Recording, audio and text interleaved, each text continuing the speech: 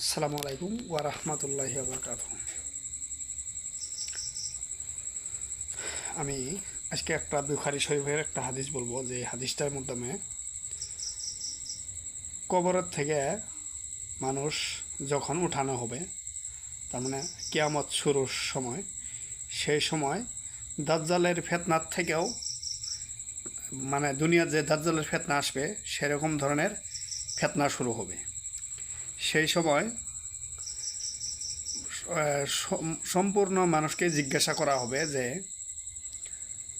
এই দুইটি বাক্যর দ্বারাই জিজ্ঞাসা করা হবে যে, মানে ইবনে হেশাম রাদিয়াল্লাহু আনহু বলছেন যে এই দুইটি বাক্য হলো যে আল্লাহর রাসূল, তিনাকে আনা হবে এবং জিজ্ঞাসা করা হবে যে তুমি ইনাকে কি চিনো? তখন যারা মুমিন তারা বলবে যে হ্যাঁ, আমরা তো ইনাকে মানতাম বা অনুসরণ করতাম, ইনি হচ্ছেন আমাদের আল্লাহর রাসূল। আর যারা কাফির বা মুনাফিক এরকম ধরনের লোকে যখন জিজ্ঞাসা করা হবে, তখন তারা বলবে যে কি জানি, কিছু কিছু লোক বলতো ইনার সম্পর্কে যে ইনি বলে আল্লাহর রাসূল। তে এরকম ধরনের কঠিন আযাব সম্পর্কে যা উল্লেখ করেছেন, তাছাড়া সবটুকু আমি উত্তম রূপে মনে রেখেছি। মানে এই ঘটনাটা হয়েছে যখন মানে একজন সাহাবা আয়েশা রাদিয়াল্লাহু আনহার নিকট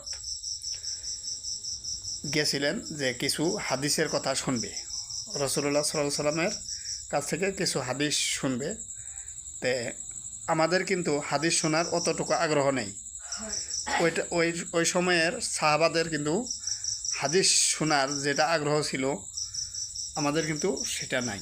তাই আমরা যদি হাদিস শুনি তাহলে সেই বুঝতে পারবো যে হাদিস মানে কি, আর যদি না শুনি তাহলে কিন্তু আমরা বুঝতে পারবো না যে হাদিস কাকে বলে, আর হাদিসের মাধ্যমে কি কি কথা আসছে।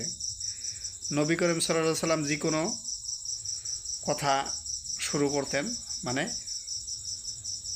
মিম্বারে উঠে তারপরে কথা শুরু করতেন, আর এই কথাগুলি নবী হাদিস, মানে নবীর হাদিস।